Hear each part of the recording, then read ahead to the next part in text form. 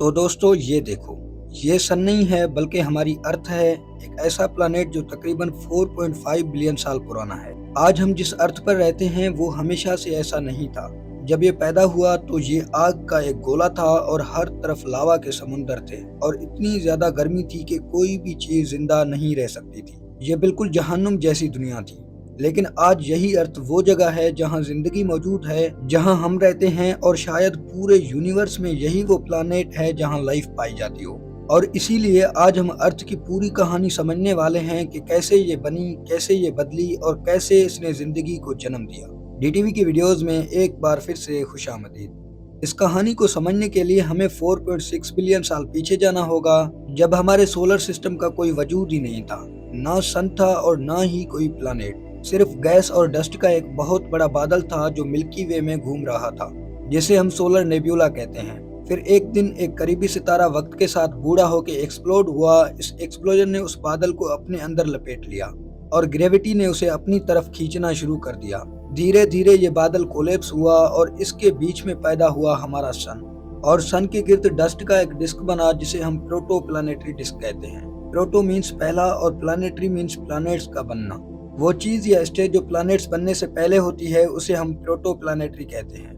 और इसी डिस्क से आगे चलकर हमारे प्लैनेट्स बने। छोटे छोटे ज़रात आपस में टकराते गए, जुड़ते गए और पहले छोटे पत्थर जैसे बनने लगे।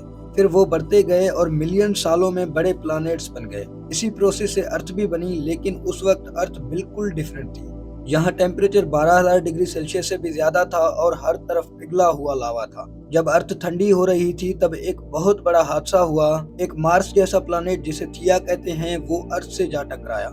ये टक्कर इतनी जोरदार थी कि अर्थ का हिस्सा स्पेस में बिखर गया और बाद में यही मटेरियल मिलकर हमारा मून बना।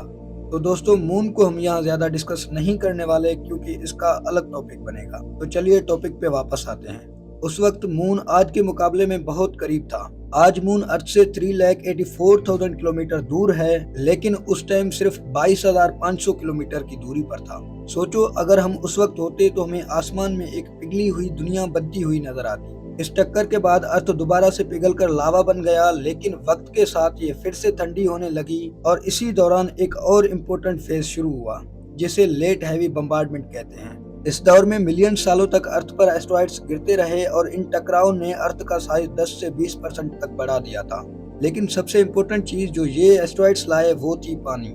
शुरू में अर्थ पर पानी नहीं था क्योंकि गर्मी इतनी ज्यादा थी कि पानी लिक्विड फॉर्म में रह ही नहीं सकता था।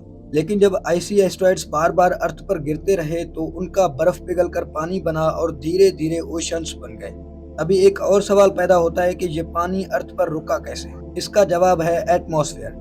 एटमॉस्फेयर गैसेस की एक लेयर होती है जो किसी भी प्लैनेट के गिर्द होती है। जब किसी प्लैनेट की ग्रेविटी स्ट्रॉन्ग होती है तो वो गैसेस को अपने पास रोक लेती है और एटमॉस्फेयर बन जाता है।